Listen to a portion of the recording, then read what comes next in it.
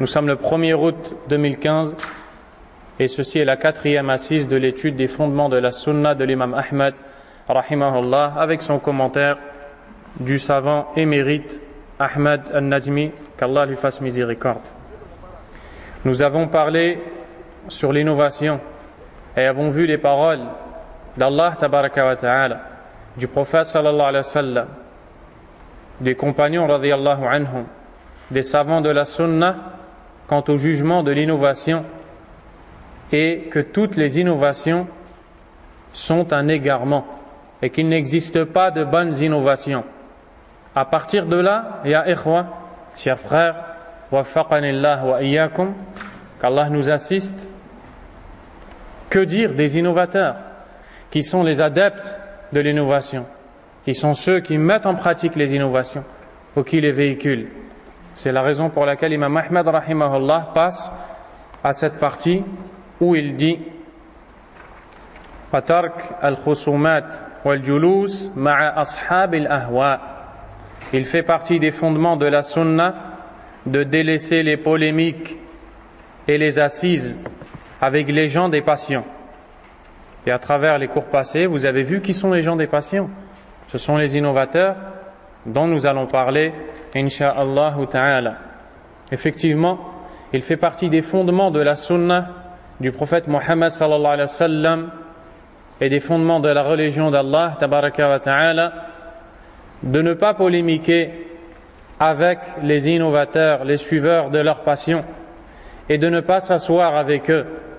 La preuve en est la parole d'Allah tabaraka wa ta'ala dans Surat An-Nisa, Surat les femmes, où Allah subhanahu wa ta'ala nous dit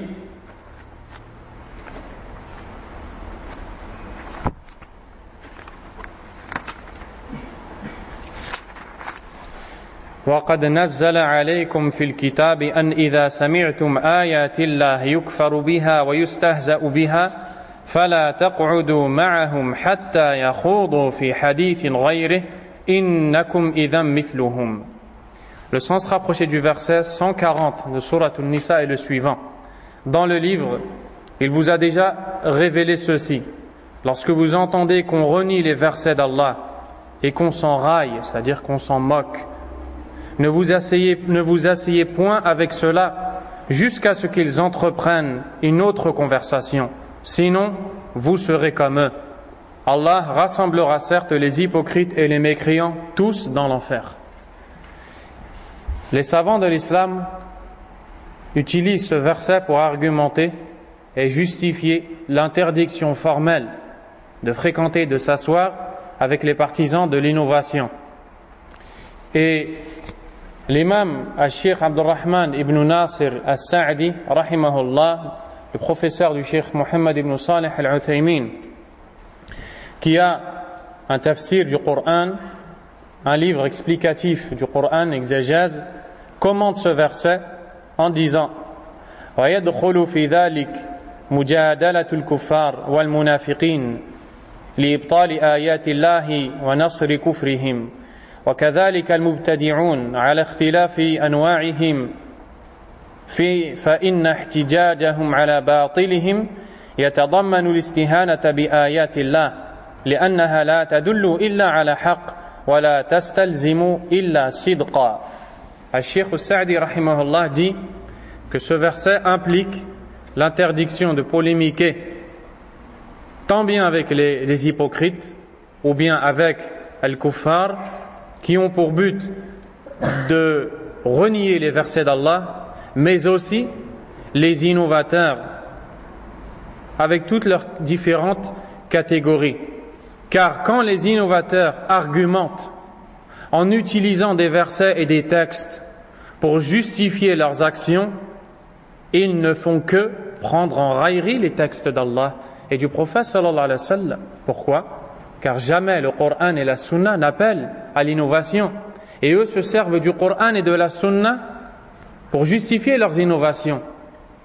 À travers cette façon de faire, ils ont pris en raillerie les textes qui en réalité n'indiquent que la vérité et n'impliquent que la vérité. Fin de citation. Donc, on voit très bien de ce verset qu'Allah lui-même, subhanahu wa ta'ala, nous a interdit de s'asseoir avec les gens des passions, tant bien al-mushrikoun que al-munafiqoun, et aussi les innovateurs. Il est rapporté chez l'imam Abu Daoud, le hadith numéro 4319, selon le compagnon Imran ibn Hussein radiyallahu anhu, عن النبي صلى الله عليه وسلم قال: من سمع بالدجال فلينأ عنه ما استطاع فإن الرجل يأتيه وهو يحسب أنه مؤمن فما يزال به حتى يتبعه لما يرى معه من الشبهات. الله أكبر. Le prophète sallallahu alayhi wa sallam dit: quiconque entend l'apparition ou assiste ou entend qu'est apparu le faux Messie, Al-Masih ad-Dajjal, qui est un des signes de la fin des temps, il viendra et il aura des signes dans lesquels il y aura des ambiguïtés et qu'il va utiliser pour induire les gens en erreur et les désorienter du chemin de la vérité. Le prophète sallallahu alayhi wa sallam nous avertit contre une fitna, un mal qui va arriver, et il commence à avertir les compagnons radiyallahu ta'ala anhum. Et après, certaines personnes disent: pourquoi vous parlez de choses qui ne nous concernent pas? La réponse: tu es ignorant, apprends ta religion. Et plus tu avertis, plus le mal s'éloigne. Moins tu avertis, plus le mal revient ou a dans la possibilité de revenir en raison de l'ignorance des gens. Et c'est pour ça que le prophète sallallahu alayhi wa sallam a mis en garde, ya ikhwa, contre les innovations avant même leur existence. N'est-ce pas? Quand le prophète sallallahu alayhi wa sallam dit: toutes les innovations sont dans le feu, prenez garde aux choses nouvelles, toute chose nouvelle est innovation, toute innovation est un égarement, tout égarement est dans le feu. Vous pensez que les gens innovent à son époque? Jamais. Sallallahu alayhi wa sallam, il n'a pas failli à sa mission, il les a éduqués comme il se doit, mais il les avertit: des innovations viendront, sachez-le, pour pouvoir vous en préserver. Et ceci, c'est la voie des prophètes qui a été suivie par les savants de la sunna à toute époque. Ici, le prophète sallallahu alayhi wa sallam dit: celui qui voit ou qui entend l'apparition du Dajjal, qu'il s'en éloigne autant qu'il peut. Pourquoi? Car il se peut que l'homme vienne à lui, au Dajjal, en pensant de lui qu'il est croyant. Il a une bonne opinion pour sa personne, il connaît bien sa religion et sa foi, il se dit: je suis en sécurité, je sais distinguer le vrai du faux. Alors il écoute Ad-Dajjal, il se met à côté de lui et l'écoute, jusqu'à ce qu'il le suive à cause de ce qu'il va lui montrer comme ambiguïté. Donc il vient au début sûr de lui, et à la fin il est avec lui. Pourquoi? Parce qu'il n'a pas suivi cette base de la religion qui est de fuir les shubuhat, qui est de fuir les ambiguïtés. Écoutez un peu ce qu'a dit Al-Sheikh Ibn Battah rahimahullah. Et l'imam Ibn Battah, c'est le cheikh de l'Irak qui fait partie des savants de la sunna et qui a un écrit dans la croyance des gens de la sunna intitulé Al-Ibana Al-Kubra, dans lequel il commente ce hadith et dit: هذا قول الرسول صلى الله عليه وسلم وهو الصادق المصدوق. Ceci est la parole du messager qui est véridique et dont on atteste de la véracité. فالله الله معشر المسلمين.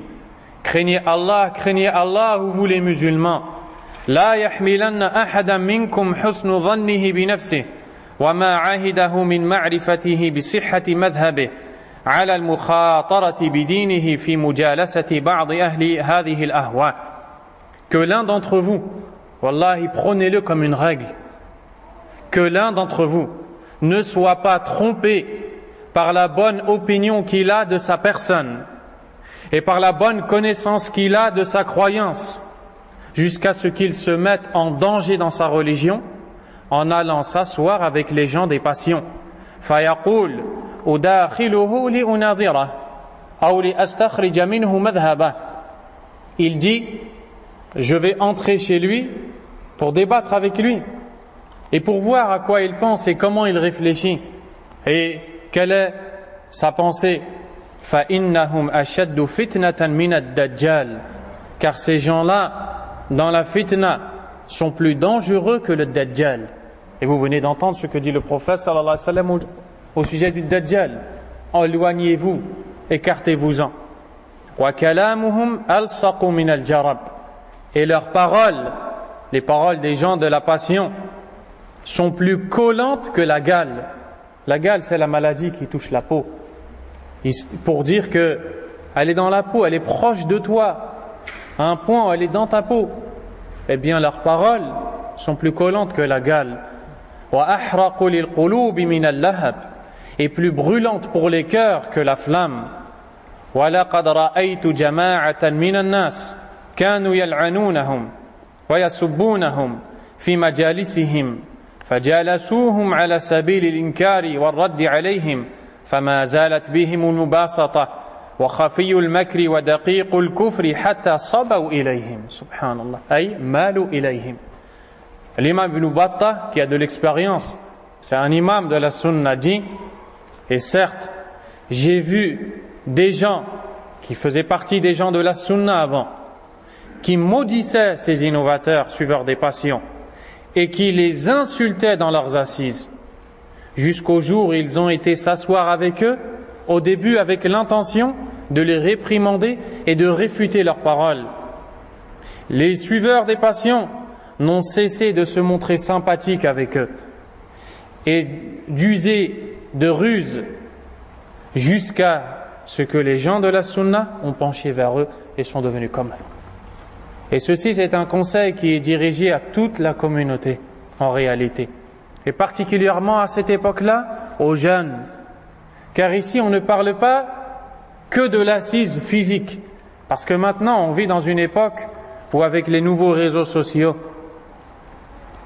WhatsApp, Twitter, Facebook, avec les sites internet des innovateurs et des suiveurs des passions, partout où tu vas, la fitna est dans ta poche.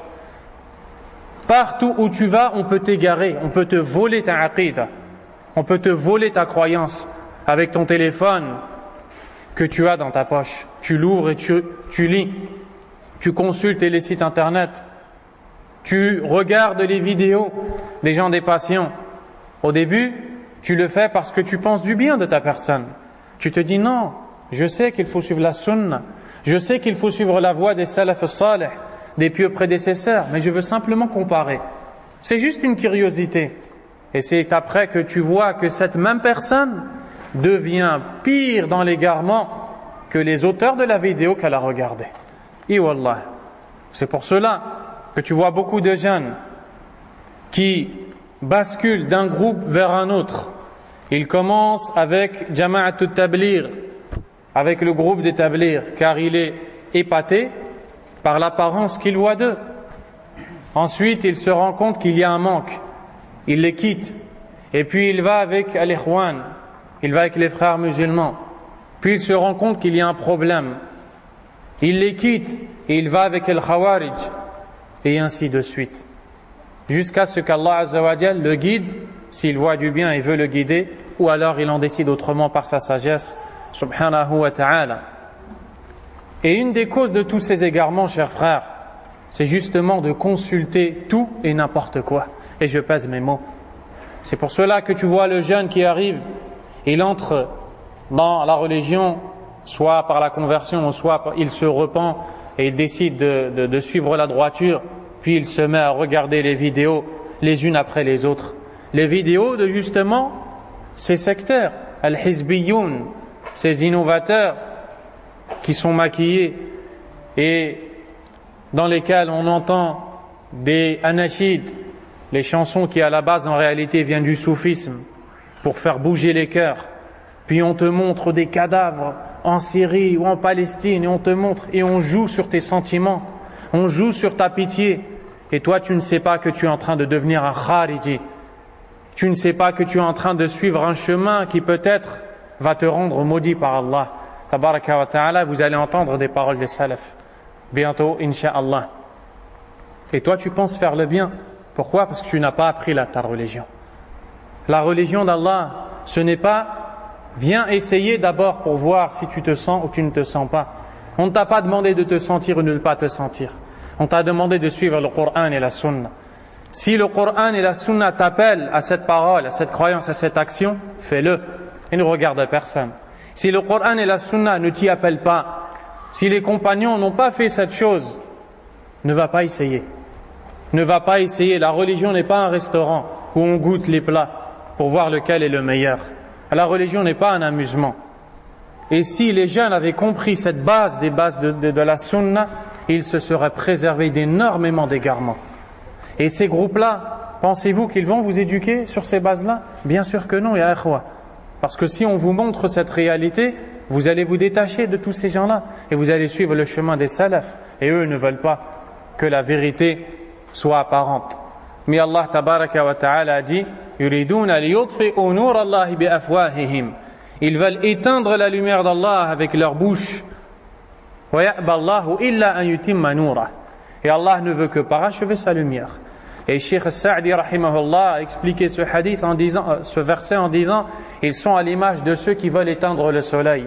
Et ils lèvent la tête au ciel et ils soufflent pour éteindre les rayons du soleil. Pensez qu'ils vont réussir? La sunna, c'est la religion d'Allah tabaraka wa ta'ala. Donc, ne consultez pas les sites d'innovateurs. N'allez pas répondre à vos curiosités, à vos sentiments, à vos goûts. N'allez pas essayer délaisser tout ça. Apprenez la sunna et apprenez qui sont les savants de la sunna. Si tu veux écouter, écoute à Cheikh Abdul Aziz ibn Baz rahimahullah. Écoute à Cheikh Mohammed ibn Salih al-Uthaymin rahimahullah. Écoute à Cheikh Mohammed Nasiruddin al-Albani rahimahullah. Écoute à Cheikh Muqbil ibn Hadi al-Wadi'i. Écoute à Cheikh Salih al-Fawzan. Écoute à Cheikh Salih al-Luhaydan. Écoute à Cheikh Ubayd al-Jabiri. Écoute le Cheikh Rabi' ibn Hadi al-Madkhali et apprends qui sont les savants de la sunna. Mais ne va pas par curiosité. Et puis quand tu regardes une vidéo, tu vois quelqu'un qui est éloquent, qui prononce de bonnes paroles, puis tu t'y attaches avant même de le connaître. Ce n'est pas comme ça qu'il faut agir dans la religion d'Allah tabaraka wa ta'ala. وعن أنس ابن مالك رضي الله تعالى عنه وقد جاءه رجل فقال له يا أبا حمزة لقيت قوما يكذبون بالشفاعة وبعذاب القبر فقال أولئك الكذابون فلا تجالسهم. Anas ibn Malik radiyallahu anhu, qui a vécu pendant 10 années consécutives aux côtés du prophète sallallahu alayhi wa sallam et qui était son servant, un homme est venu le voir et l'a interpellé: Oh Abu Hamza, c'est la kunya de Anas radiyallahu anhu, j'ai rencontré des gens qui démentent l'intercession et le châtiment de la tombe. Car il y a parmi les innovateurs ceux qui ne croient pas en l'intercession. Et il y aura un chapitre où on le traitera, Inch'Allah, et les supplices de la tombe. Anas ibn Malik radiyallahu anhu a dit: ce sont eux les grands menteurs, ne t'assois pas avec eux.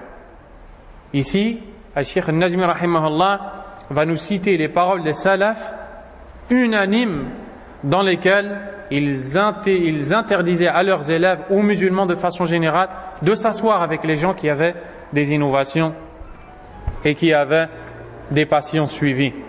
وعن عبد الله بن عباس رضي الله عنهما أنه قال لا تجالس أهل الأهواء فإن مجالستهم ممرضة للقلوب. Abdullah ibn Abbas رضي الله عنهما dit: ne t'assois pas avec les gens des passions, car t'asseoir avec eux rend malade les cœurs, sans le moindre doute. Lorsque tu t'assois avec des gens des passions, sache que tu exposes ton cœur à une grande maladie. Ibn Battah rahimahullah a rapporté dans son livre Al-Ibana qu'un des pieux prédécesseurs, le dénommé Mourira, a dit: Kharaja Muhammad ibn Sa'ib وما كان له هوى فقال اذهبوا بنا نسمع قولهم أي أهل البدع فما رجع حتى أخذ بها وعلقت قلبه. Un homme, le dénommé Muhammad ibn Sa'ib, qui faisait partie des gens de la sunna, est sorti un jour et a dit à ceux qui étaient avec lui, allons donc écouter leurs paroles. À qui? Les innovateurs. C'est-à-dire, allons voir ce qu'ils veulent dire. Il y est allé, il est resté avec eux et il n'est revenu qu'en innovateur. Et l'innovation s'est accrochée à son cœur. L'innovation s'est accrochée à son cœur. وقال أبو الجوزاء وكان من كبار التابعين. Abu al-Jawza, qui faisait partie des grands tabi'un, qui sont ceux qui ont vécu avec les compagnons radiyallahu ta'ala anhum, لأن يجاورني قردة وخنازير أحب إلي أن يجاورني أحد منهم يعني أصحاب الأهواء. Subhanallah. Ici vous voyez la voix des salafs et vous allez comprendre pourquoi les gens parmi al-hizbiyoun ou al-mubtadi'a, les innovateurs et les sectaires, ne veulent pas que l'on cite ces paroles. Car ici on va voir la réalité de leur voix. Abu al-Jawza disait: être le voisin de singes et de porcs m'est préférable à être le voisin de l'un d'entre eux, c'est-à-dire les gens des passions.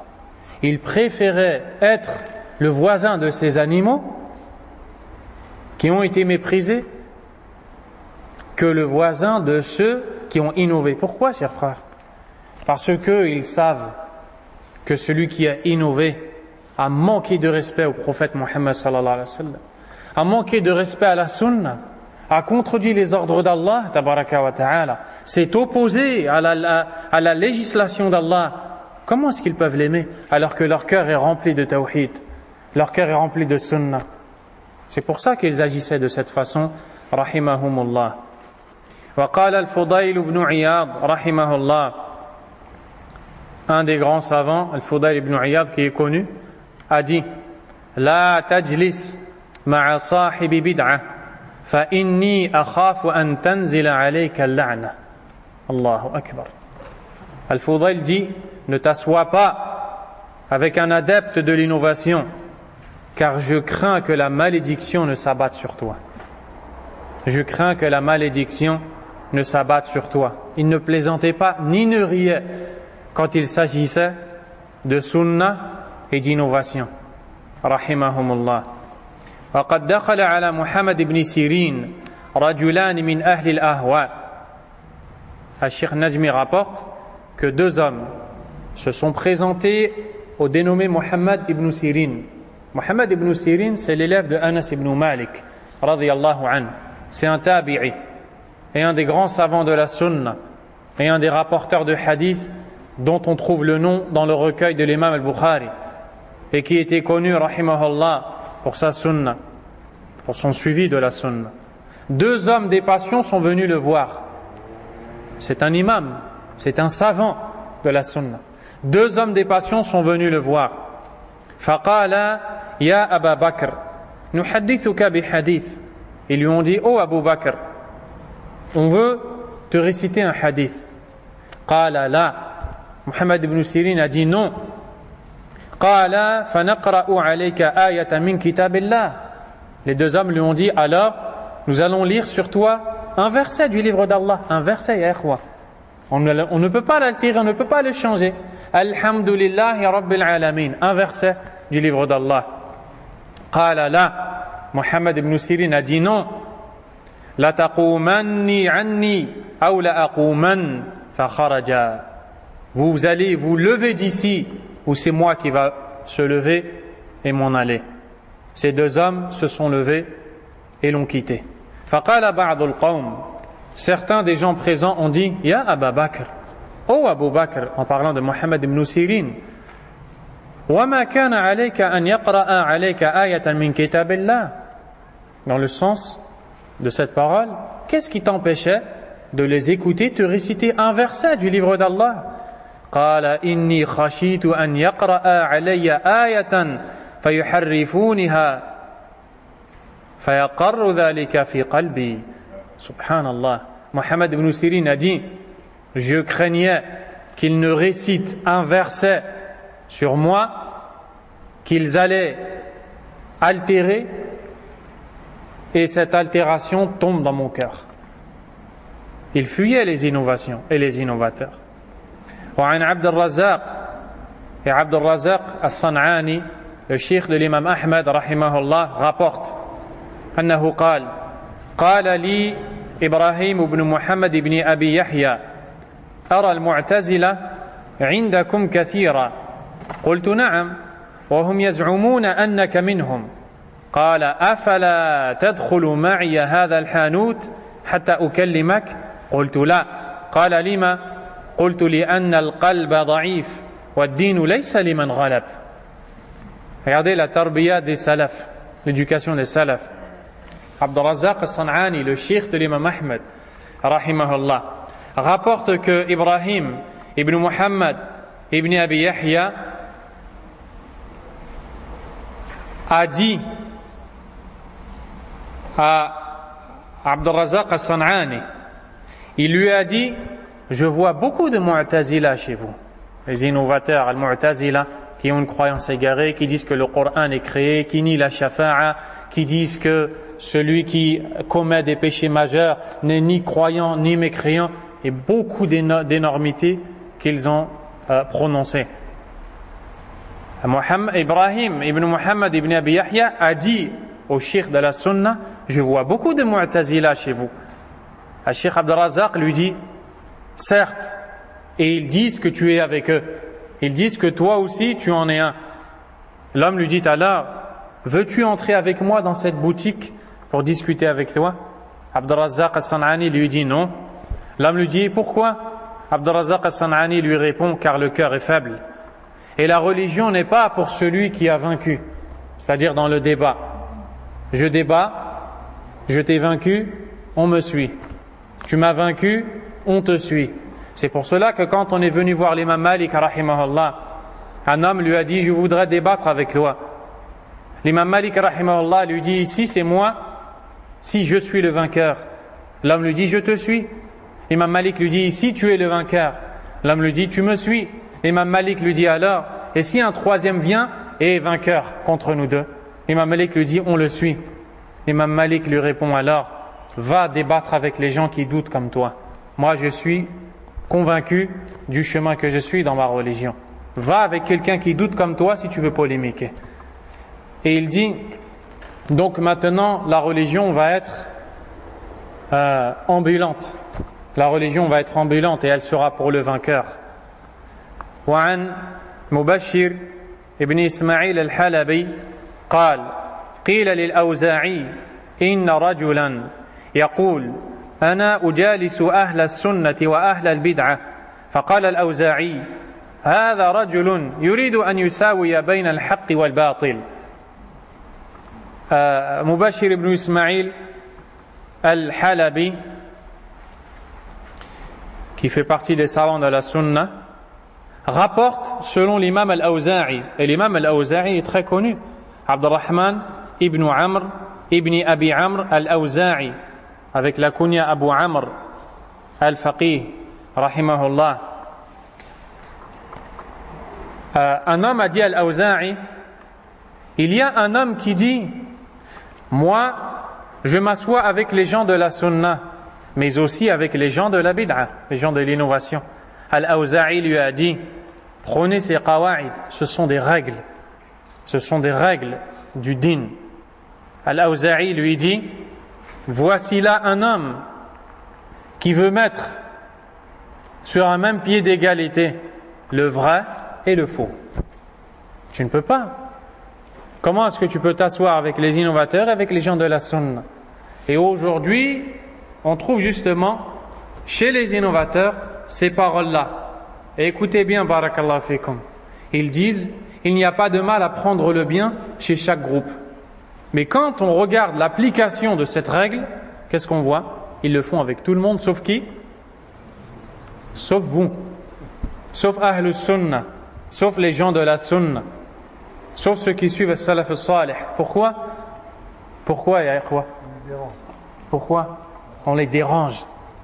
Et c'est pour ça que Cheikh Muhammad Aman al-Jami, rahimahullah, grand savant, spécialisé dans l'aqida et dans le manhaj, a dit que les gens de l'innovation sont divisés sauf dans une seule chose.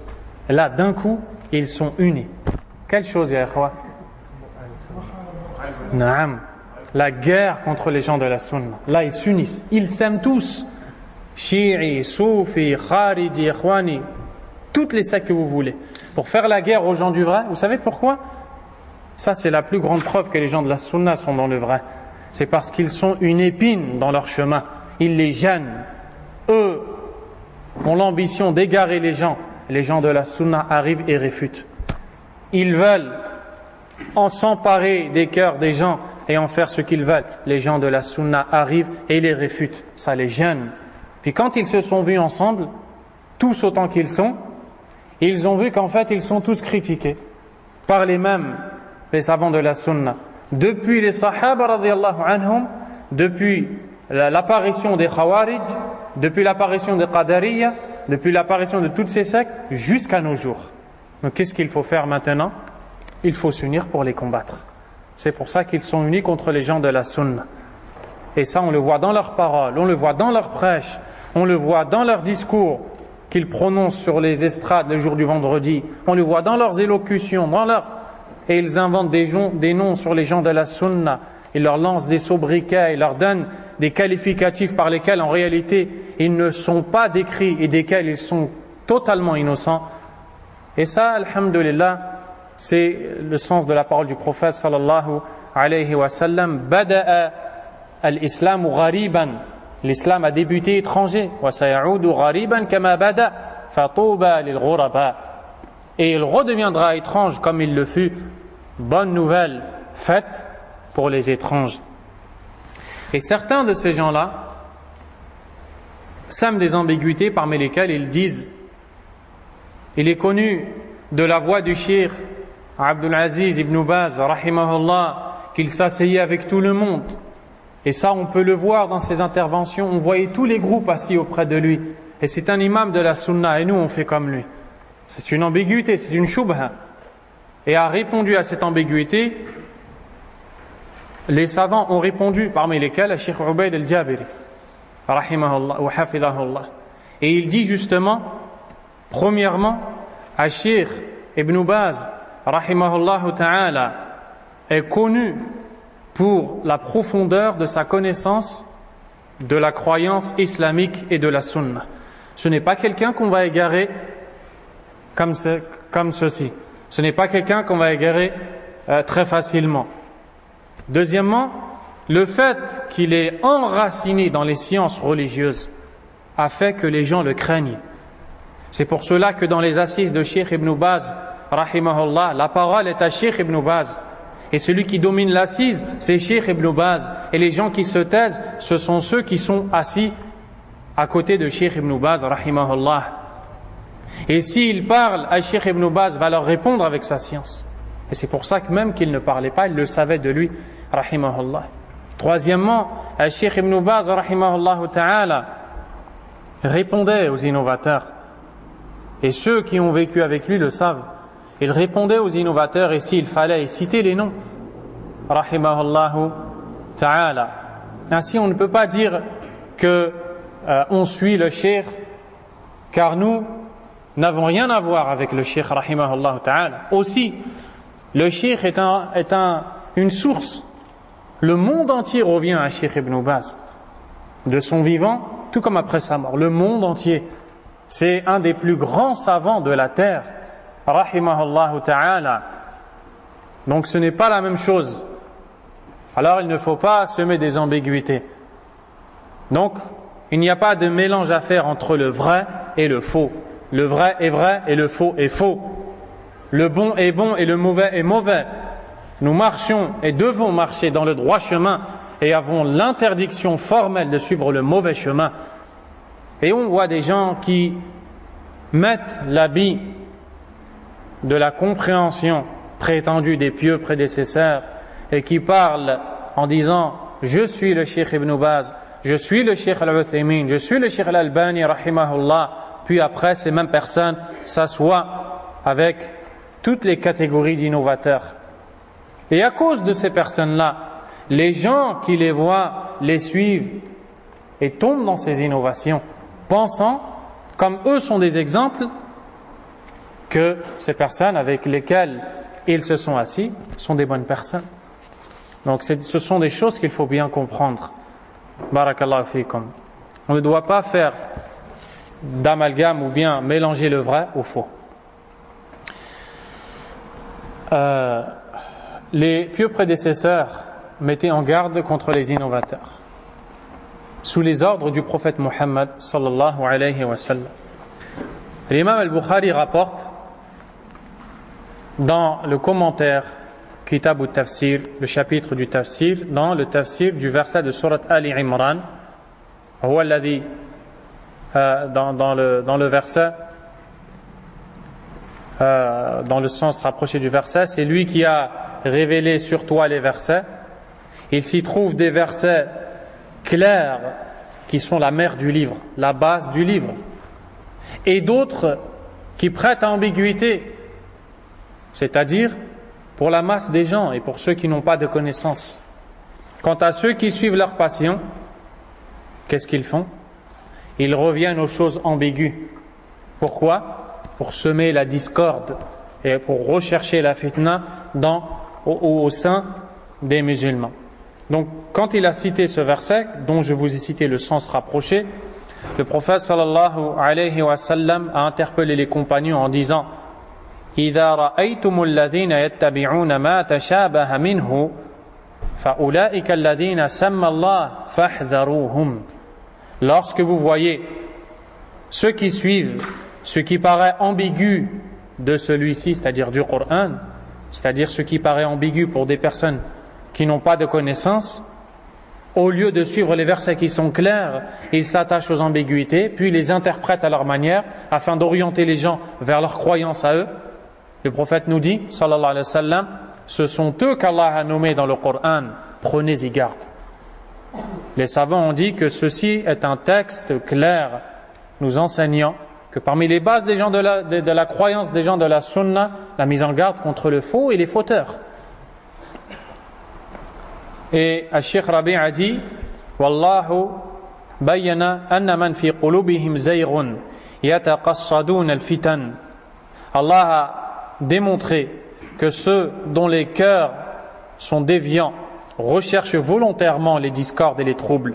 فلا تجد مبتدعا إلا وهو يتتبع المتشابهات من كلام الله تعالى. Tu ne vois aucun innovateur sans qu'il ne s'accroche à ce qui paraît ambigu du livre d'Allah, ou le Rasoul sallallahu alayhi wa sallam, ou des hadiths du prophète sallallahu alayhi wa sallam, ou ulama l'islam, ou sahaba radiyallahu anhum, ou bien les compagnons, ou ulama l'islam. Et même ils le font avec les paroles des savants de l'islam, liyudilla an-nas, pour égarer les gens. Et ils disent, Cheikh Ibn Baz a dit, Cheikh Al-Uthaymin a dit, ils prennent une parole qui est sortie des fois de son contexte, qui est globale et générale et qui ne concerne pas un cas précis. Puis ils l'appliquent à des cas précis et ils en font une règle. Et de cette façon, ils égarent les gens en citant le nom des grands savants, qui eux en sont innocents en réalité. فَلَا تَرَ مُنْحَرِفًا عن منهج أهل السنة إلا وهو يتتبع هذه الشبهات ليقذف في قلوب الناس الفتن مع الأسف الشديد. Et tu ne verras aucun individu déviant du chemin des gens de la sunna sans qu'il ne suive et s'attache à ces ambiguïtés qu'il va lancer dans le cœur des gens, malheureusement, pour qu'ils suivent les fitan. Donc il est interdit de s'asseoir avec eux. Il est interdit de polémiquer, de débattre avec ces gens-là. Cheikh Ubayd al-Jabiri va citer les deux catégories de débat. Celui qui est permis et celui dont on parle qui est interdit. Premièrement, الذي هو بيان الحق بالدليل أن تقول هذا السنة والدليل كذا هذا بدعة والدليل كذا هذا هو محمود. Premièrement, le fait de montrer la vérité, d'enseigner aux gens la vérité en disant ceci fait partie de la sunna, la preuve en est tel verset. Ceci fait partie de la bid'a, la preuve en est, et ainsi de suite. Cette action est louable et elle fait partie des actes qui ont été faits par les pieux prédécesseurs. C'est-à-dire qu'il y a en face de toi une personne qui n'est pas entêtée ni obstinée. Elle a peut-être été trompée, dupée, elle a peut-être été ignorante, et tu vois de cette personne, tu sens de cette personne qu'elle recherche la vérité, qu'elle n'est pas là simplement pour te vaincre dans la polémique ou le débat. À ce moment-là, si tu disposes des arguments, tu peux lui exposer, et ça n'entre pas dans la polémique qui est interdite. Al-Sheikh dit وَهَذَا الَّذِي يَصْنَعُهُ السَّلَفُ مَعَ خُصُومِهِمْ من معتزلة أو أشاعرة أو جهمية قبلهم أو خوارج أو غير ذلك. C'est ainsi que les pieux prédécesseurs ont œuvré avec leurs opposants parmi les Mu'tazila, les Asha'ira, Jahmiya, les Khawarij et autres.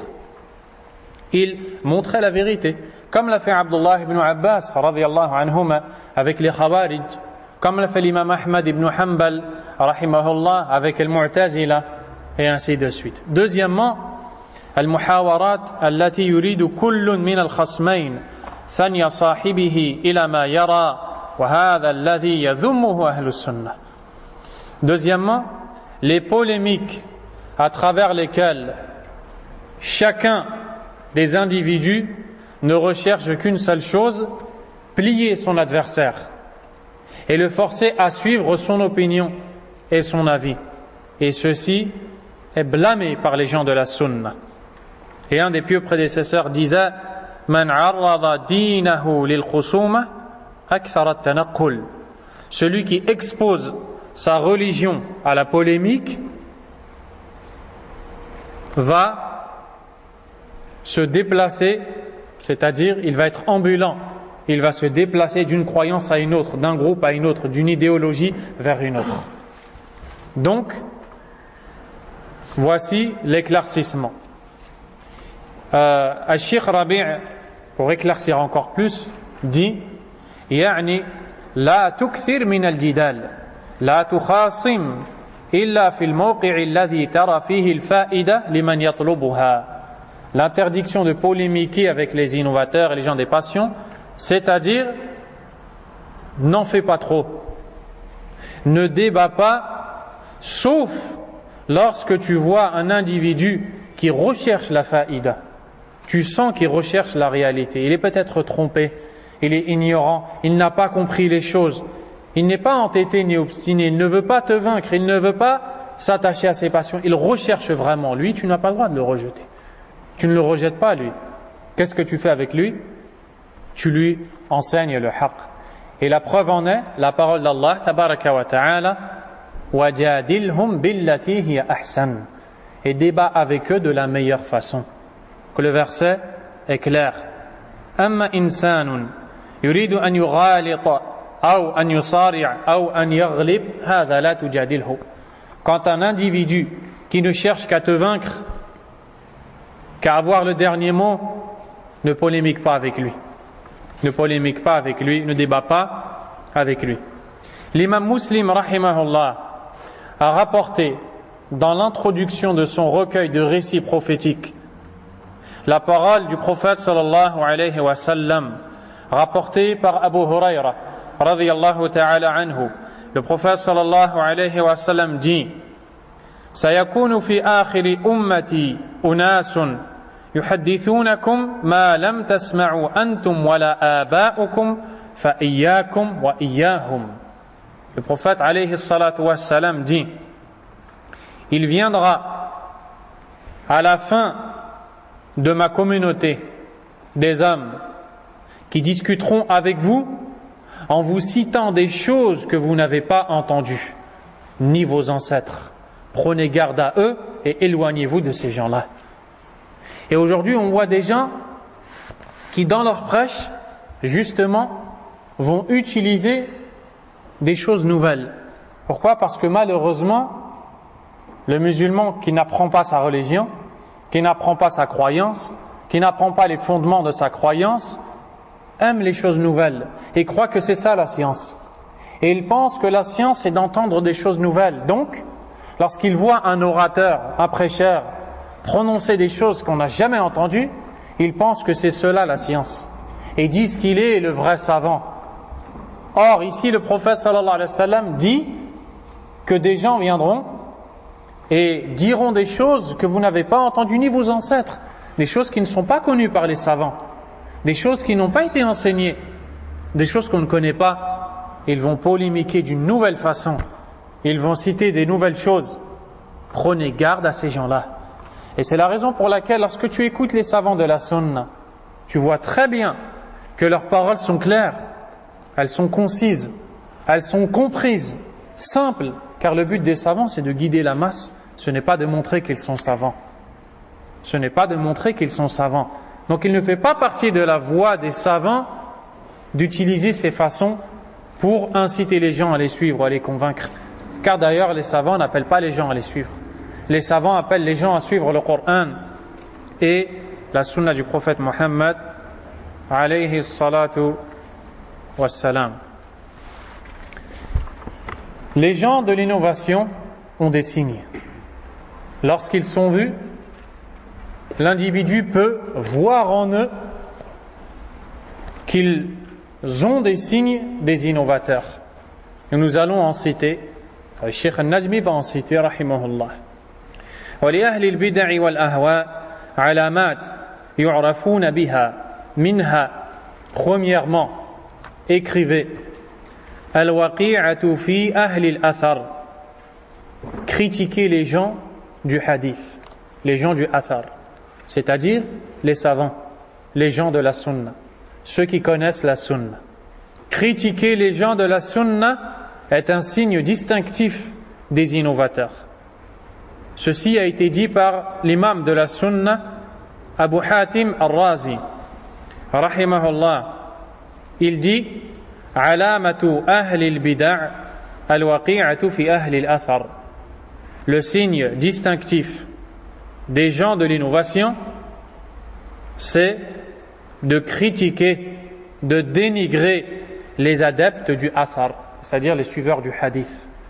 Les suiveurs du hadith du prophète sallallahu alayhi wa sallam. Et ceci à toute époque. Ça a commencé à l'époque du prophète sallallahu alayhi wa sallam.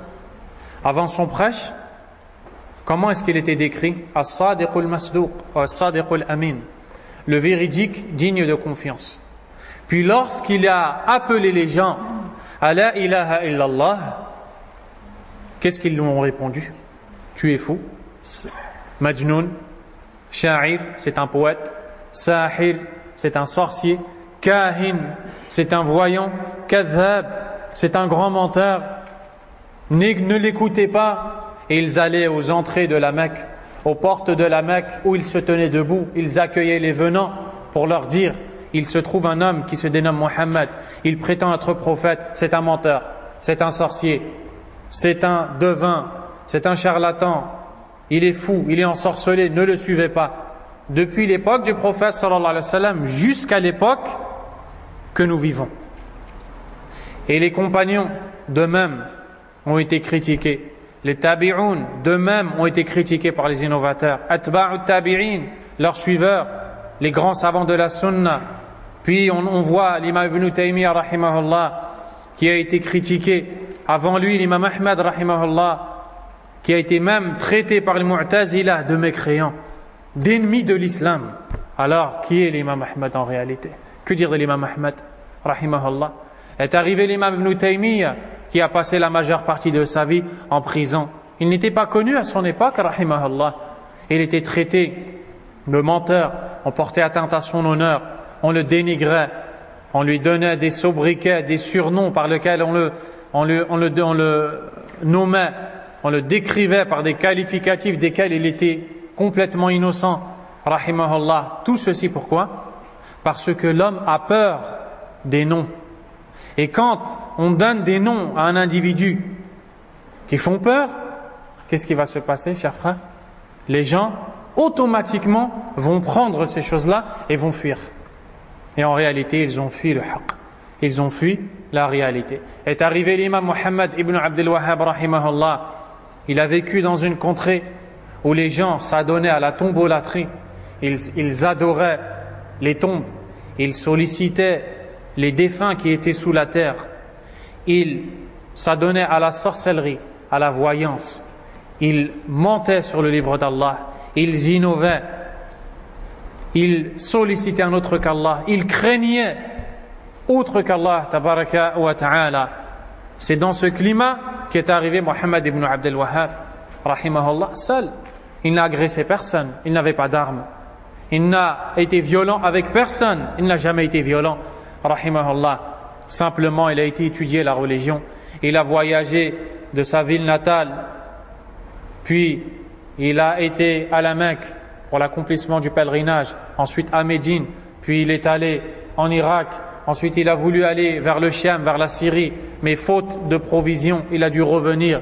Et quand il est revenu, il avait un niveau de science assez conséquent pour pouvoir commencer le prêche. C'est alors qu'il s'est mis à prêcher et à assainir les croyances malsaines, à corriger les erreurs, à appeler les gens au retour à la réalité. On a commencé à dire de lui, il taxe les musulmans de mécréants, il veut combattre les musulmans. Et on a dit, les adeptes de cet homme, ce sont al-Wahhabiyya, les Wahhabites. Et puis ce nom a été véhiculé. Et alors aujourd'hui, tu trouves jusqu'à nos jours des personnes qui entendent Wahhabiyya, mais qui ne savent en réalité vraiment pas de quoi est-ce qu'on parle. Car en réalité, il n'y a pas de Wahhabiyya. Ce sont simplement les gens qui suivent la sunna, comme Muhammad ibn Abdel Wahhab rahimahullah la suivait. Mais les gens ont peur des sobriquets, les gens ont peur des surnoms. Résultat, beaucoup de gens sont troublés par ces choses et fuient le chemin divin, le chemin d'Allah tabaraka wa ta'ala, le chemin du haqq, le chemin de la vérité, le chemin du paradis, le chemin de la satisfaction d'Allah, l'islam, la religion d'Allah subhanahu wa ta'ala. Les savants sont arrivés les uns après les autres, ils ont commencé à prêcher dans la péninsule arabique. Le shirk a été éradiqué. On ne connaissait plus l'adoration des tombes, on ne connaissait plus la sollicitation des morts ou les cœurs qui s'accrochent à autre qu'Allah. Le soufisme est arrivé et s'est opposé à la da'wa du tawhid. Et ainsi les savants sont arrivés jusqu'à notre époque. Al-Sheikh Abdul Aziz ibn Baz rahimahullah ta'ala a prêché à la vérité et on a dit de lui qu'il est l'allié des ennemis d'Allah et qu'il est un traître, comme on dit à Sururiya, les adeptes, les suiveurs de Mohammed Surur, qui est un homme qui a été exclu de l'Arabie et qui maintenant réside en Angleterre, d'où il propage son venin sur les savants de la sunna. Et ils ont commencé à critiquer, puis est arrivé Oussama ibn Laden, le Khariji, égaré, égareur, qui n'a rien à voir avec la voix d'Allah tabaraka wa ta'ala, et qui a commencé à dire sur un Cheikh al-Uthaymin que c'est un Cheikh Khatm, un Cheikh qui sert à tamponner. Il valide. Le gouverneur donne un ordre et l'Uthaymin vient et tamponne. Et il a dit que le Cheikh Ibn Baz est un mécréant, wal'iyadhu billah, et que le royaume d'Arabie est un État mécréant, wal'iyadhu billah. Et c'est ainsi que les savants ont été dénigrés. Et chers frères, c'est sans aucun doute, plus tu vas mettre en garde contre les innovateurs, plus tu vas être dénigré. Et c'est pour cela qu'à notre époque, un des savants qui en a le plus subi, mais qui grâce à Allah est toujours là debout et qui dit ce qu'il faut dire, Al-Sheikh Rabi' ibn Hadi al-Madkhali, hafidhahullah ta'ala. Et c'est pour cela qu'il a passé toute sa vie, il y a 40 ans, ya ikhwa, il y a 40 ans de ça, car Cheikh a plus de 86 ans aujourd'hui. Il y a 40 ans de ça, il était surnommé Assad Sunna, le lion de la Sunna. Il marchait dans les couloirs de l'université islamique de Médine et les gens disaient, regarde Assad Sunna, regarde le lion de la Sunna. Et aujourd'hui, il en a 86 ou plus. Rahimahullahu, hafidhahullahu ta'ala. Il a dévoilé des égarés. Et c'est là que le mal a touché beaucoup de gens qui se sont tous unis contre lui. Soufiya contre lui, Ikhwaniya contre lui, Tablir contre lui, Khariji contre lui, Shi'i contre lui. Et ils se sont tous unis contre lui jusqu'à ce qu'ils ont inventé le nom Madakhila. Et ils ont dit que tous ceux qui suivent Rabi' ibn Hadi al-Madkhali, ce sont ce qu'on appelle al-Madakhila. Puis ils se sont propagés dans beaucoup de pays, dans beaucoup d'endroits, jusqu'à ce pays où nous sommes aujourd'hui. C'est alors qu'est arrivé ce grand égaré Ahmed Miktar, l'imam du centre islamique de Villeneuve-d'Ascq, dans le nord de la France, qui n'hésite pas à monter sur le mimbar, sur l'estrade du Jumu'ah, pour dire qu'Allah le détruise, ce serpent à plusieurs têtes, Cheikh Rabi', et pour dire devant tout le monde, devant une énorme assemblée de personnes, qu'Allah maudisse Mohammed Aman al-Jami. Vous savez qui est Mohammed Aman al-Jami, rahimahullah, ya ikhwa? Un des plus grands savants de la sunna. Il a quitté l'Éthiopie, d'où il est né, Érythrée, et il est venu à pied en traversant la mer Rouge, puis il est arrivé au Yémen, il a traversé tout le Yémen jusqu'à arriver en Arabie. Il s'y est installé, a accompli le pèlerinage, a étudié la science et est devenu un brillant savant, une sommité parmi les savants de la sunna. Et alors est apparu ce nom Al-Jamiyya. Ceux qui suivent Mohammed Aman al-Jami. Pourquoi? Parce que Mohammed Aman al-Jami appelle au fondement des gens de la sunna, à l'obéissance au gouverneur et à l'interdiction formelle de se rebeller contre les gouverneurs. Et c'est ainsi que tous ceux qui ont cette croyance vont être appelés Al-Jamiyya.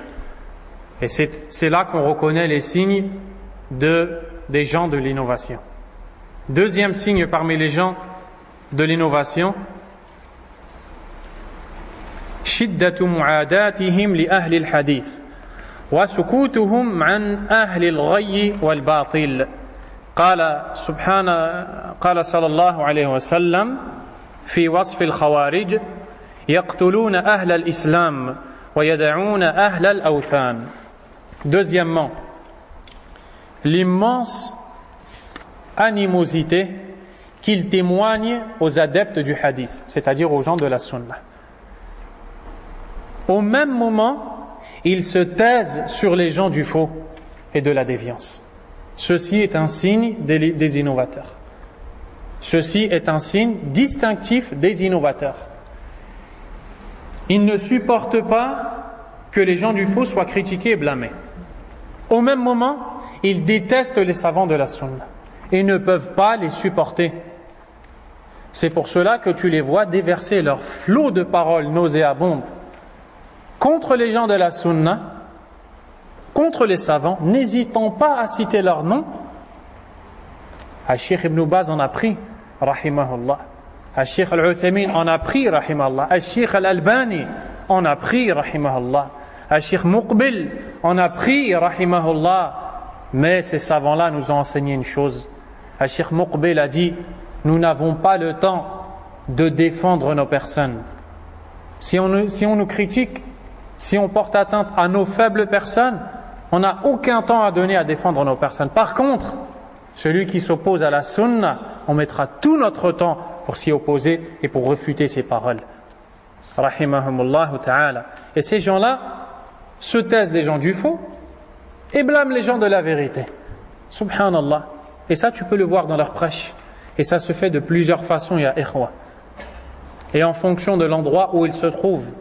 Et parmi les façons, les manières utilisées pour prendre à la dérision les frères de la sunna qui aiment as-salafiyya, mais qui ont besoin aussi, car ils ne sont pas connaisseurs, qui ont besoin de s'instruire, ils dénigrent avec l'apparence. Et tu les vois répéter dans leurs prêches et dans leurs élocutions. Tu les entends dire: oui, tu penses que le simple fait de porter la barbe et d'avoir le qamis élevé au-dessus du cheville est suffisant. Tu crois que cela fait de toi un pieux. Il y a des gens qui n'ont pas la barbe et des gens qui n'ont pas ce vêtement-là, mais qui sont bien plus pieux que toi. Et ils utilisent ces façons de parler pour dénigrer les gens de la sunna. Subhanallah. Ya ikhwa, pourquoi tu ne dénigres pas, si tu cherches à dénigrer celui qui s'est opposé à la sunna, celui qui n'a pas porté la sunna, tant dans l'apparence physique que dans les actes?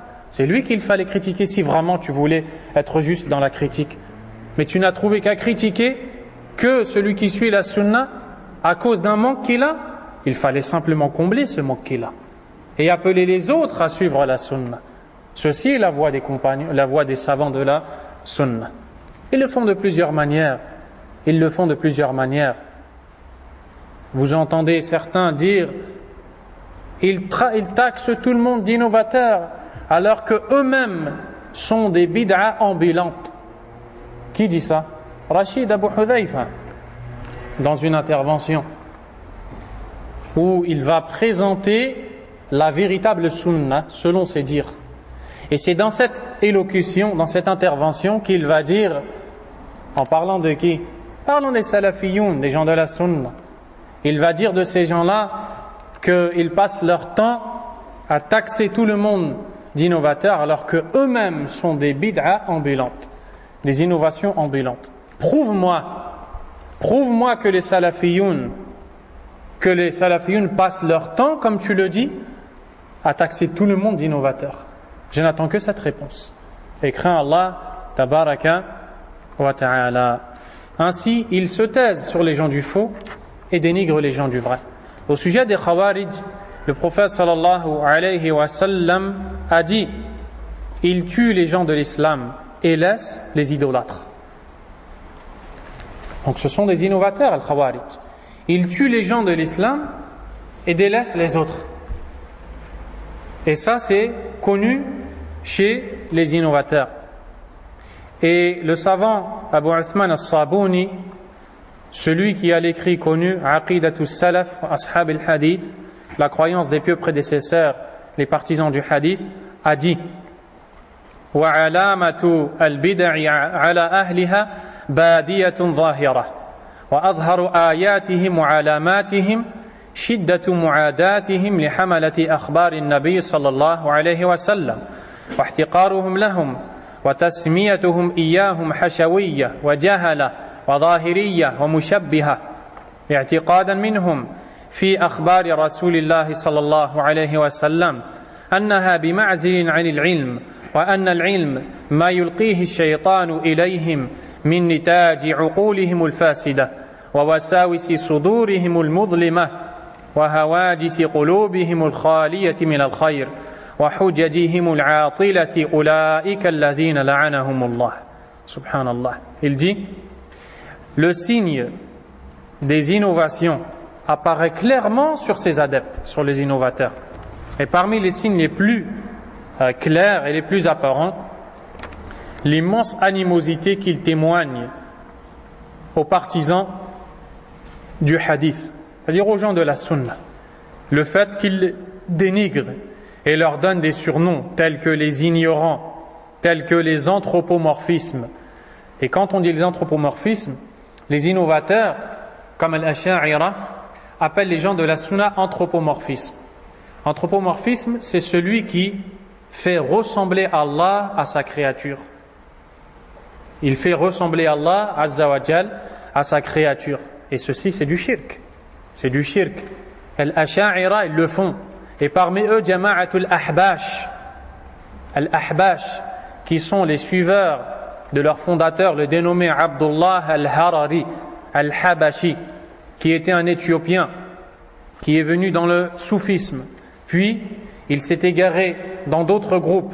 Ensuite, il a fait un mélange et a fondé sa propre croyance, Aqidatul Ahbash, où on retrouve du soufisme dans l'adoration, on retrouve du shirk, zahir, apparent, on retrouve aussi le fait de solliciter les autres qu'Allah, on retrouve des erreurs gravissimes dans les noms et attributs d'Allah, puis ses adeptes se sont répandus.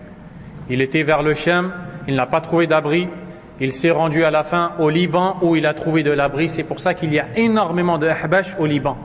En France, ici, ils sont présents. Ils ont une association qui est appelée APBIF, qui signifie Association de projets bienfaisance islamique en France. Fuyez-les comme vous fuyez le lion, car ils sont plus dangereux que le lion. Le lion va vous manger, eux vont vous voler votre croyance. Et à la fin de l'année, vers le mois d'octobre, ils commencent à apparaître dans les marchés, à l'entrée des magasins, et ils envoient souvent des jeunes filles, et qui en plus sont maquillées, ou des jeunes garçons débutants, pour vendre leur calendrier à 5 €. Et puis dans leur calendrier, il y a des ambiguïtés. Vous savez, il y a les calendriers de prière où dans chaque page, il y a un hadith, il y a un rappel. Eux, ils le font, mais leur hadith à eux et leur rappel à eux, pas les hadiths du prophète sallallahu alayhi wa sallam. Et ils appellent de façon progressive à leurs ambiguïtés. Wal'iyadu billah. Puis avec l'argent de ces calendriers, ils vont investir et ils vont répandre et véhiculer leur adoration. Et Abdullah al-Harari est mort aux toilettes. Il est mort en accomplissant ses besoins. Allahu a'lam, si c'est un châtiment d'Allah subhanahu wa ta'ala, mais qu'Allah me préserve et vous préserve, chers frères, d'avoir cette fin. Il disait que lorsque tu regardes une femme, il n'y a pas de mal à rester figé sur elle tant que c'est le premier regard. Car dans le hadith, le prophète sallallahu alayhi wa sallam a dit, le premier regard est pour toi et le deuxième est contre toi. Donc tant que tu es dans le premier, tu peux regarder. Il disait, il n'y a pas de mal à se maquiller. Il disait qu'il n'y a pas de mal à la mixité. Il disait qu'il n'y a pas de mal à écouter la musique. Qu'est-ce qu'il reste? Az-zina. Il reste que la fornication, rien d'autre. C'est pour ça qu'ils font énormément de choses dans ce domaine. Donc ils appellent les gens de la sunna mushabbiha, les anthropomorphistes, ceux qui ont fait ressembler Allah à sa créature. Et ils croient que les hadiths du prophète sallallahu alayhi wa sallam sont exilés de la vraie science et que la véritable science, c'est ce que leur insuffle le diable. Subhanallah. Et ça, on le retrouve dans le soufisme. Et le soufisme a beaucoup de degrés. Et parmi les degrés les plus élevés du soufisme, il y a ceux qui disent on doit prendre dans les hadiths du prophète sallallahu alayhi wa sallam, il y a un sens apparent et un sens caché. Le sens caché, seuls les maîtres de leur secte le comprennent. Les gens de la masse doivent rester sur le sens apparent. Mais leurs maîtres, eux, ont compris que le hadith veut dire complètement autre chose. C'est-à-dire, toi, tu n'es pas arrivé à ce niveau-là de proximité avec Allah. Et puis si tu argumentes en disant « Qala Allah, qala Rasulullah », ils disent « Regardez, il est en train de s'égarer. Il est en train de s'éloigner de la religion d'Allah. » Wal'iyadhu billah. Et la religion, pour eux, c'est devenu Ahmad Tijani a dit, Ahmadou Bamba a dit. Et Ahmad Tijani, c'est le fondateur, l'imam de ce qu'on appelle la Tariqa Tijaniya. C'est un homme qui est né en Algérie et qui est mort au Maroc, à Fès, où il est enterré. Et ses adeptes, ou ceux qui prétendent le suivre, voyagent jusqu'à sa tombe et disent qu'on n'a plus besoin de faire le pèlerinage à la Mecque. Pareil pour Ahmadou Bamba qui est enterré à Touba au Sénégal. Ils disent que si on s'y rend, on n'a plus besoin d'aller à la Mecque. Donc ça va très loin, ya ikhwa. Et tout ceci, c'est parce que beaucoup de musulmans n'apprennent pas les bases de leur religion. Cheikh l'imam Sabouni dit, ce sont eux qu'Allah a maudit. Subhanallah. Troisième signe des gens de l'innovation, استعانتهم بالولاة والسلاطين بسبب ضعف حجة أهل البدع وهو مذهبهم وقلة حيلتهم فإنهم يستعينون في نصرة دعوتهم بالولاة والسلاطين لأن فيها نوعا من الإكراه والإخافة. Troisièmement, les innovateurs utilisent la force des détenteurs de l'autorité contre les gens de la sunna. C'est-à-dire qu'ils ne vont pas hésiter à se rapprocher des gouverneurs, à sympathiser avec les gouverneurs, à se faire aimer des gouverneurs, puis ensuite dénigrer les gens de la sunna et les faire passer aux yeux des gouverneurs comme des criminels dans le but qu'ils soient emprisonnés, qu'ils soient évincés, qu'ils soient éliminés, qu'ils soient écartés, pour que eux puissent justement trouver le terrain libre et véhiculer leurs innovations et leurs égarements. Et ils le font même dans les pays qui ne sont pas musulmans.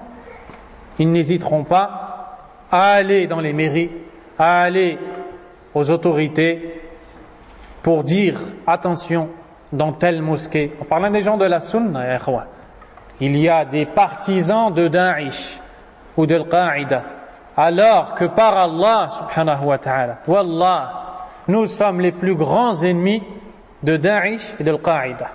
Wallahi alladhi la ilaha ghayra. As-salafiyoun, les gens de la sunna, les salafistes, sont les plus grands ennemis de ces gens qui tuent des innocents, de ces gens qui taxent de mécréants des gens qui n'ont pas le droit à ces qualificatifs. Et ils vont dire attention, ce sont des sectes, ils sont égarés. Et ils vont utiliser les autorités. Pourquoi? Car ils n'ont rien comme argument. Et ça, c'est la preuve qu'ils sont dans l'égarement. Quatrième signe. Al-ijtihadu wal-ghulu fil ibadah. L'exagération dans la dévotion. La dévotion, c'est-à-dire les actes d'adoration. فالمبتدع يزيد في الاجتهاد لينال في الدنيا التعظيم والجاه والمال. L'innovateur excède ou exagère afin de s'accaparer un bien mondain et afin d'être vénéré par autrui ou autre parmi les patients pour les biens de cette dunya, pour autre que cela. Le Cheikh Al-Najmi rahimahullah dit Ala tara, ou je vais traduire directement, ne vois-tu pas ces moines qui se recueillent et qui sont ascètes, qui délaissent ce dunya, qui ne font rien, ils ne forniquent pas, ils ne mentent pas, ils ne font rien de tout ça, et alors qu'à la fin, où est-ce qu'ils sont? Dans le feu éternellement, s'ils ne reviennent pas à l'islam. Et bien, chez les gens de l'innovation, on voit de l'exagération dans l'adoration. N'est-ce pas que le prophète sallallahu alayhi wa sallam a dit au sujet des Khawarij, vous mépriserez vos prières devant les leurs, votre lecture du Coran devant la leur. Et quand Abdullah ibn Abbas radiyallahu anhuma est allé débattre avec eux pour les inviter à l'islam, car il en était apte, radiyallahu anhu, il dit, lorsqu'il est arrivé, il a entendu des bourdonnements. Puis quand il a regardé, il a vu tous ces gens-là en train de lire le Coran. Et ils avaient la trace de la prière sur leur front. Et on voyait l'ibada sur leur visage. Mais qu'est-ce que le prophète alayhi salatu wassalam a dit? La tujawizu taraqiyahum. Leur récitation du Coran ne dépasse pas les clavicules. Le Cheikh Abdul Aziz al-Rajihi a dit, c'est-à-dire que les actions, c'est connu qu'elles sont élevées vers Allah, elles lui sont présentées. Eux, elles sont élevées jusqu'à leur clavicule, elles ne dépassent pas leur clavicule, Allah n'en veut pas. Subhanahu wa ta'ala. Allah Azza wa Jalla a dit وجوه يومئذ خاشعة عاملة ناصبة تصلى نارا حامية. Mets-moi surat Al-Ghashiyah. وقال تعالى قل هل ننبئكم بالأخسرين أعمالا الذين ضل سعيهم في الحياة الدنيا وهم يحسبون أنهم يحسنون صنعا وما ذاك إلا لخفة يجدونها في ذلك الالتزام. Il va citer rahimahullah. Pourquoi est-ce qu'ils sont exagérateurs dans les adorations? Pourquoi? Car le diable enjolive leurs actions. Ils y trouvent un délice. D'où vient ce délice? Il ne vient pas du Coran et de la Sunna. Il ne vient pas du Coran et de la Sunna. Il vient de l'enjolivement qui émane du diable et qui a pour but de le faire couler dans l'égarement et dans l'innovation alors qu'il pense faire le bien. Et dans le verset de Surat Al-Ghashiyah, Allah Azza wa Jalla dit, selon le sens rapproché, ce jour-là, il y aura des visages humiliés, préoccupés, harassés. Ils brûleront dans un feu ardent. Et dans les versets de Surat Al-Kahf, la grotte, le sens rapproché, Allah Azza wa Jal dit, voulez-vous que je vous informe des plus perdants en œuvre, des gens qui ont œuvré mais qui en réalité sont les plus perdants, ceux dont l'effort s'est égaré dans la vie d'ici-bas alors qu'ils pensaient faire le bien. Donc il existe des gens qui pensent faire le bien mais qui en réalité s'éloignent. Donc ils exagèrent dans at-ta'abbud, dans la dévotion. Et c'est d'ailleurs une réalité. Tu vois l'innovateur redoubler d'efforts. Il n'a pas de paresse, il n'a pas le temps d'être paresseux. Et tu vois celui qui suit la sunna, le salafi, parfois il a une certaine paresse qui le touche. C'est vrai, n'est-ce pas? Il a une certaine paresse qui le touche. Pourquoi? La réponse, c'est que le diable enjolive la bid'a. Enjolive la bid'a. Lui, il croit faire le bien. C'est tout à fait normal que le diable va lui dire, c'est magnifique ce que tu fais. Redouble d'efforts. Redouble d'efforts. Tu as énormément de hasanat. Et c'est pour ça qu'après, quand tu vas parler avec une de ces personnes, par exemple, on a discuté avec certains frères qui sont affectés par le groupe de Tabligh, qui a un prêche qui est erroné, qui n'est pas en accord avec les fondements de la croyance islamique. Et quand il s'avère que lorsque tu t'adresses à ces frères, ils te répondent, tu ne peux pas comprendre. Viens avec nous essayer avant de critiquer. Viens avec nous, quand on va, on se sent énormément bien. C'est exactement de ça qu'on parle ici. Subhanallah. Il y a des textes du Coran et de la Sunna. Pourquoi est-ce que tu m'appelles à ton goût? Pourquoi est-ce que tu m'appelles à ce que tu juges bon? Alors qu'Allah Azza wa Jal a complété sa religion. Il ne l'a pas rachevée. Ainsi, la religion n'accepte ni diminution ni ajout. Dans Surat Al-Ma'ida, Allah Azza wa Jal a dit Al-yawma akmaltu lakum dinakum wa atmamtu alaykum ni'mati wa raditu lakum al-islam dina. Selon le sens rapproché. Aujourd'hui, j'ai complété pour vous votre religion, parachevé sur vous mon bienfait et agréé pour vous l'islam comme religion.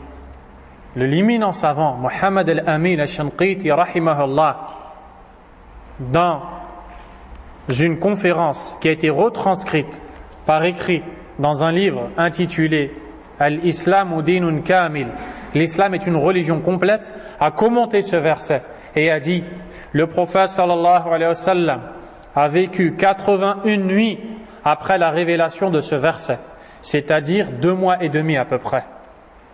Donc Allah n'a pas révélé ce verset si ce n'est après avoir complété sa religion. Ainsi la religion n'accepte ni diminution ni rajout. Ô musulman, ne suis pas ton goût, ne suis pas ta passion, ne suis pas ton désir, ne suis pas ton sentiment. Abandonne tout ça, apprends le livre d'Allah, étudie la langue arabe, la langue de ton prophète sallallahu alayhi wa sallam, étudie le Coran, étudie la sunna, vois qui étaient les compagnons, vois quelles paroles ils ont prononcées, vois quelle voie ils ont suivi, à laquelle ils se sont cramponnés, et suis-les. Et c'est pour ça que les salafs disaient ittabi'u wa la tabtadi'u faqad kufitum, c'est-à-dire suivez et n'innovez pas, ceux qui sont venus avant vous vous en suffit. Ceux qui sont venus avant vous vous en suffit. Alors que celui qui s'attache à la sunna, qu'est-ce que Shaitan va lui faire à lui? Remets-le à plus tard. Tu as le temps. Remets cette sunna à plus tard. Utlub al-ilm fima ba'd. Étudie la science religieuse plus tard. Apprends le Coran plus tard. Apprends la sunna plus tard. Et les jours passent et tu remets tout le temps les choses à plus tard. Puis quand il s'agit d'innovation, de distraction, de péché, tu sens une envie de le faire, une envie pressante de le faire. Ceci est la ruse du shaitan. Ainsi, il faut la fuir. Et Allah Azza wa Jalla a dit كَذَلِكَ يُضِلُّ اللَّهُ مَنْ يَشَاءُ وَيَهْدِي مَنْ يَشَاءُ. C'est ainsi qu'Allah égare qui il veut et guide qui il veut. Al-Sheikh Najmi dit وقد يفتتن البعض بالمبتدعة لما يرون عندهم من التزهد والتخشع والبكاء. Et certains ont été affectés par quelques innovateurs en raison de leur ascétisme, de leur dévotion, de leurs pleurs. Et ça, c'est une calamité qui a frappé beaucoup de la masse des musulmans. Ils allument la télé, ils voient le premier prêcheur qui parle, il est éloquent, il sait s'exprimer. Il parle d'Allah et de son prophète sallallahu alayhi wa sallam. Et il pleure. Ça y est, on s'y attache. On ne sait même pas s'il a une bonne croyance. On ne sait même pas si ce qu'il dit est vrai. On ne sait même pas si ce qu'il dit est en conformité avec la sunna, mais simplement parce qu'il est éloquent, parce qu'il est attirant, on s'y attache. C'est là que tu vois des gens, quand tu leur amènes al-ilm shar'i, la science religieuse, les cours dispensés par les savants, ils s'en lassent, ils n'aiment pas ça. S'asseoir, patienter, écouter, écrire, apprendre, réviser, mettre en pratique, propager, ça demande trop de temps. Ils préfèrent s'asseoir et écouter quelqu'un qui raconte des histoires, comme on dit, à dormir debout, des histoires à dormir debout. Ils n'hésitent pas à user de mensonges. Pourquoi? Pour amadouer la masse des gens, pour toucher leur cœur. Et puis après, tu vois cette masse de gens qui s'attachent à des prédicateurs dont ils ne connaissent pas l'intégrité et l'aptitude à prêcher ou non. Quand tu vas voir ces personnes-là pour leur dire, cher frère en islam, ô toi le musulman, voici un conseil que je te prodigue. Je remarque que tu écoutes une personne qui n'est pas apte à prêcher et qui ne doit pas être écoutée. Qu'est-ce qu'ils disent? Pourquoi avez-vous autant de haine pour tous ces prêcheurs à l'islam? Ils ne font que du bien. Je n'ai entendu de leur part que du bien. Si tu étais un savant de l'islam, j'aurais accepté tes propos. Mais tu es ignorant, tu n'as pas étudié. Comment est-ce que tu distingues le bien du faux? Comment est-ce que tu sais où est le bien, où est le faux? Ce sont ces choses-là que nos frères musulmans, qu'Allah nous guide, ainsi qu'eux-mêmes, doivent corriger et dans lesquels ils doivent se remettre en question. Et donc c'est ainsi qu'il ne faut pas être trompé simplement parce que l'individu a pleuré ou parce qu'il est émotif ou son discours est apaisant, plaisant, attirant. Non, ce n'est pas ça la balance. Non aux musulmans, ce n'est pas ça la balance. La balance c'est le Coran et la Sunna. La balance c'est la compréhension qu'avaient les pieux prédécesseurs, rahimahumullah. Cheikh al-Najmi a cité 4 signes. Il s'est arrêté ici. Bien sûr, la liste n'est pas exhaustive, mais on pourrait citer aussi d'autres signes que les savants de la Sunna ont cités, parmi lesquels Adamul ihtimam bil aqida wa da'wati ila tawhid, sans le moindre doute un des plus grands signes des innovateurs. Ils ne concentrent pas leur prêche sur la correction des fausses croyances. Ils ne concentrent pas leur prêche sur l'appel à l'unicité d'Allah tabaraka wa ta'ala. Ils disent, mais pourquoi est-ce que tu nous appelles à ça? Et lorsque tu étudies Kitab al-Tawhid et que tu vas arriver au chapitre en relation avec l'adoration des tombes et l'interdiction, avec les versets et les hadiths, ils te disent, pourquoi est-ce que tu nous parles de ces sujets? On a d'autres sujets, le sang coule en Irak, le sang coule en Syrie, le sang coule, ya Yohannas. Et ils sont éloquents, ils sont touchants. Et les gens de la masse sont trompés par ces gens-là. Pourquoi est-ce que le sang coule? Ya ikhwa, ya muslimoun, nos musulmans. Pourquoi est-ce qu'il y a toutes ces calamités? Parce que dans nos pays, les gens adorent les tombes. Parce que dans nos pays, les gens jurent par autre qu'Allah. Parce que dans nos pays, il y a beaucoup de gens qui insultent Allah. Parce que dans nos pays, il y a beaucoup de gens qui portent des amulettes, des talismans pour repousser le malheur, pour repousser le mauvais œil. On s'est éloigné d'Allah. Et tant qu'on ne revient pas à la croyance saine et authentique, Allah nous abandonnera. Allah a dit dans le Coran, وَعَدَ اللَّهُ الَّذِينَ آمَنُوا مِنكُمْ وَعَمِلُوا الصَّالِحَاتِ لَيَسْتَخْلِفَنَّهُمْ فِي الْأَرْضِ كَمَا اسْتَخْلَفَ الَّذِينَ مِنْ قَبْلِهِمْ وَلَيُمَكِّنَنَّ لَهُمْ دِينَهُمُ الَّذِي ارْتَضَى لَهُمْ وَلَيُبَدِّلَنَّهُمْ مِنْ بَعْدِ خَوْفِهِمْ أَمْنًا يَعْبُدُونَنِي لَا يُشْرِكُونَ بِي شَيْئًا. Dans le sens rapproché du verset, Allah a fait la promesse aux croyants parmi vous qui ont fait de bonnes actions qu'il leur donnera la suprématie sur terre comme il l'a donné à ceux qui les ont précédés. Il donnera à leur religion qu'il a agréée pour eux force et suprématie. Il changera leur ancienne peur en sécurité. Tu veux la suprématie? Tu veux la sécurité? Tu veux vivre paisiblement? Écoute la fin du verset. Ya'budunani la yushrikuna bi shay'a. Qu'ils m'adorent et ne m'associent rien. C'est la condition sine qua non, indispensable pour qu'Allah lève la calamité des peuples musulmans. Et voyez maintenant, comprenez la dangerosité de ces prêcheurs qui font fuir les musulmans de l'étude du tawhid et de la sunna en disant on a d'autres sujets à traiter. La ilaha illallah. D'autres ont dit al-aqida, on peut l'apprendre en une assise, on peut l'apprendre en 20 minutes. Subhanallah. A'udhu billahi min ad-dalal. Donc ils ne donnent aucune importance à la correction des mauvaises croyances. Donc, qu'est-ce qu'on voit dans leur groupe? On voit des chiites, ils insultent Aïcha radiyallahu anha. Chez les frères musulmans, Hassan al-Banna, le fondateur de ce groupe, a émis une règle, et qu'il ne faut pas se critiquer lorsqu'on est en désaccord. On se tait tout simplement. Il disait aux chiites, n'insultez pas Aïcha devant moi, n'insultez pas Abu Bakr, ne dites pas qu'il est mécréant devant moi, dites-le chez vous tout seul. Subhanallah. Pourquoi est-ce qu'Abu Bakr a accompagné ton prophète sallallahu alayhi wa sallam si pour après tu ne défends pas son honneur? Subhanallah. Et ensuite, quand eux sont critiqués, comme les savants disent, on dirait que le jour dernier est arrivé. Et ils se défendent, et ils critiquent, et ils répondent. Par contre, si on insulte Abu Bakr, ils disent ne l'insulte pas devant moi. Ça c'est la sunna, ça c'est la religion d'Allah tabaraka wa ta'ala. Voici le chemin des frères musulmans. Voici le chemin d'une des pires sectes dans cette religion. Qu'Allah Azza wa Jal protège de son mal. Parmi les signes, et on va s'arrêter incha'Allah, il y a al-kadhib, le mensonge. Les innovateurs sont des menteurs. Ils mentent sur Allah tabaraka wa ta'ala.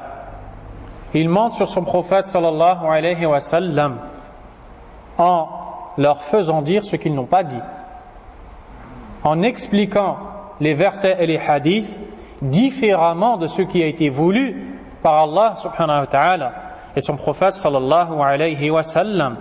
Ils mentent sur les gens de la sunna, les taxes d'innovateurs, de mécréants, de criminels, afin que les gens les fuient. Et ceci est connu. Et c'est une caractéristique des hypocrites. Et les innovateurs sont très proches des hypocrites. Dernier signe qu'on citera, qui a été cité par Cheikh Al-Uthaymin rahimahullah, at-ta'assub li ara'ihim walau tabayyana al-haqq. Le fanatisme à leur opinion, quand bien même la vérité s'est éclaircie devant eux. Ceci est un des signes des innovateurs. Ils voient la vérité, mais ils sont accrochés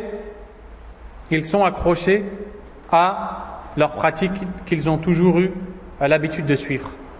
Ils savent que ce que tu dis est vrai, mais ils se refusent de suivre cette vérité. Ceci est un signe des innovateurs. On s'arrête ici, incha'Allah. نسأل الله أن يرزقنا الإخلاص. On invoque Allah de nous accorder la sincérité. اللهم ارزقنا الإخلاص. صلى الله وسلم وبارك على نبينا محمد وعلى آله وأصحابه أجمعين. سبحانك اللهم وبحمدك أشهد أن لا إله إلا أنت أستغفرك وأتوب إليك.